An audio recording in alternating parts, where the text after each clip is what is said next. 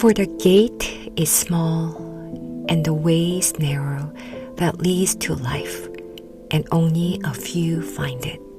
Matthew chapter 7, verses 13 and 14.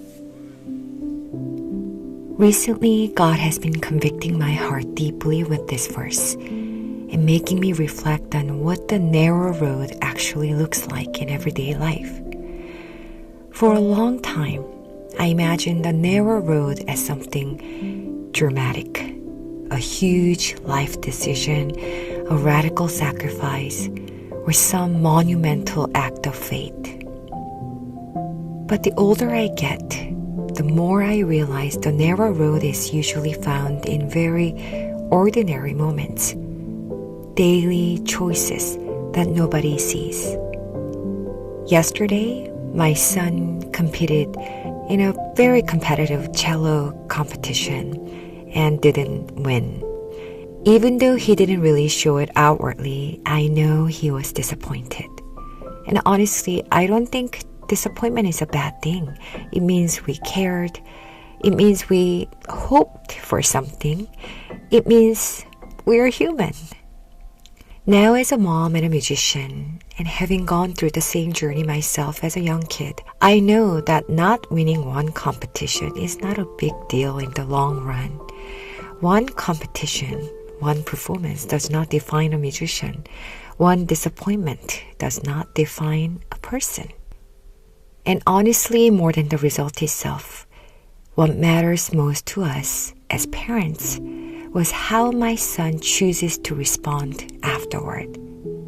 But of course, we still love when he does well in competitions. But what mattered more to us was, will he become unmotivated, discouraged, and bitter? Or will he grow in resilience, humility, and perseverance? Because in the long run, those things matter far more than a trophy. Yesterday reminded me again that what matters most is not whether we win or lose. What matters more is what we choose afterward. Because the growth and real success are often built in the decision to keep going again the next day. The narrow road is waking up the next morning and still choosing to practice even when you don't feel like it. It's choosing not to become bitter or discouraged. It is choosing to trust that God is still working even when the results are not what we hoped for. I think this is where character is built. Not on the easy days when everything goes well and affirmation comes naturally, but in the moments when nobody claps for you anymore and you still choose faithfulness. And the more I think about it, I think this is how God shapes us in almost every area of life.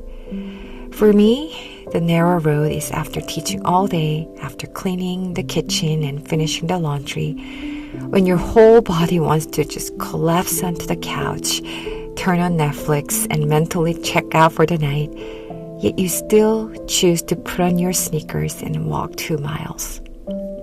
Not because you feel motivated, not because it sounds enjoyable, but because you know it is good for you. Maybe that is what the narrow road often looks like. Being willing to stay uncomfortable a little longer, being willing to stretch yourself just a little more, choosing what is good instead of what feels easiest in the moment. Other times, the narrow road is putting the phone down and being fully present with your family. It is choosing patience when you're exhausted. It is praying when you feel spiritually dry. It is continuing to hope when things feel discouraging. And maybe that is why Jesus said, the narrow road leads to life. Because over time, those unseen choices shape who we are becoming. So maybe the real question is, which road am I choosing today? The wide gate that feels easier in the moment, or the narrow gate that leads to life? And what does choosing that road look like today? Maybe it looks like practicing more self-control, Maybe it looks like forgiveness. Maybe it looks like praying instead of giving up. Maybe it looks like choosing discipline over comfort. The narrow road is rarely glamorous. Most of the time, it simply looks like very small, ordinary, mundane acts of faithfulness. But little by little, those choices will lead us and our children into a deeper, stronger, fuller life. Thank you for listening.